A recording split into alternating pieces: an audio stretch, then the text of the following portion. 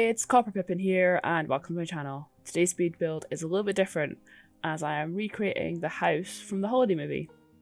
This is the Kate Winslet Iris house that Cameron Diaz / Amanda stays in during the film. It is a very cute, quaint British cottage and set in Surrey. Doing a lot of research on the house before making it, I found out that it's actually a completely fake building that they built in the middle of a field down in England somewhere. And all of the set interior stuff was filmed in LA, which is really weird. Which does mean that a lot of the inside doesn't match the outside. I find the downstairs pretty much as accurate, but the upstairs was not at all.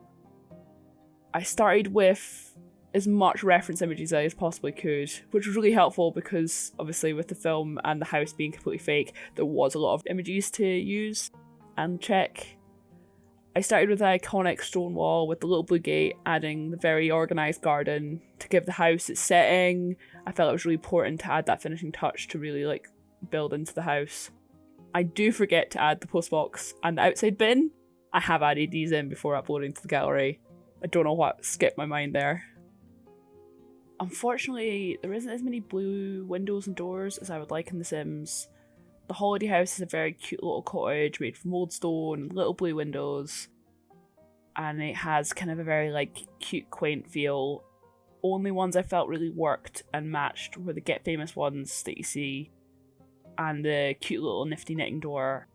I think it works, but I think they're slightly too big for the cute country cottage vibes. But I'm happy with what I finally got. I enjoyed adding all the greenery to the build. I don't normally do the landscaping first on houses, although I don't really have a strict rule on that. But having such strong reference imagery, it was really easy to kind of keep going with it and really detail the front of the house, the garden, and the texture on the outside. And at the back, on the reference images, there was a little bump out that isn't really shown in the film. But I did feel like it gave the back of the house a little bit more detail, so I kept it. And then also added in the back door and made it a kind of little mud room that leads off from the kitchen, which I feel like is very practical for this type of house. And then at the end of the video, I add some trees to really finish off the build. The house is a simple layout. The downstairs is the living room one side and the kitchen on the other side, and then the central hallway and the stairs dictate the rest of the shape of the house.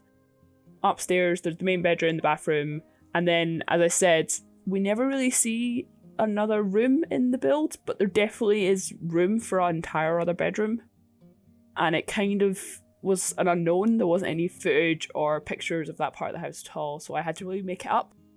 In this version of the house, I did make a very simple spare room to really fill the space, but after I finished filming, I was running tests on the house and I realised that the spare room idea didn't really work.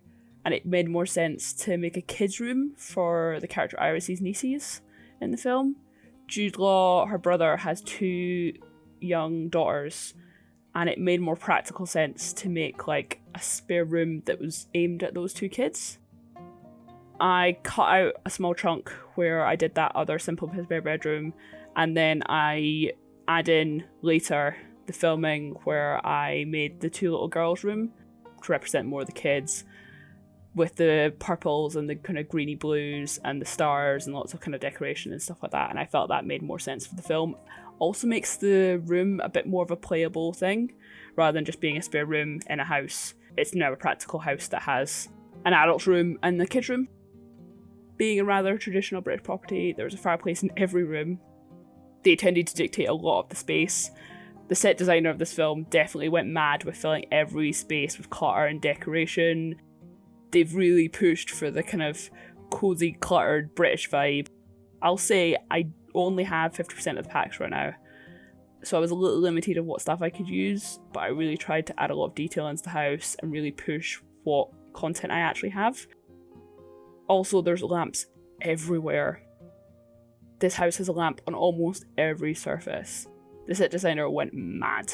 So I spent a lot of time matching every lamp in Sims to a lamp in the film and putting them everywhere. In this video, I was building a little bit differently than normal because of the reference images. So I was pausing a lot, to check my reference images, I was matching back and forward, I was going through a list of decorative items and just trying to find that one thing that matched that bit in the picture. I would study the corner of a room and really try to match the items to the pictures.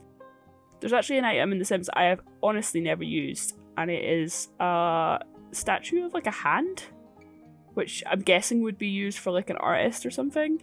In the film, they have that in the bedroom's mantelpiece. Random.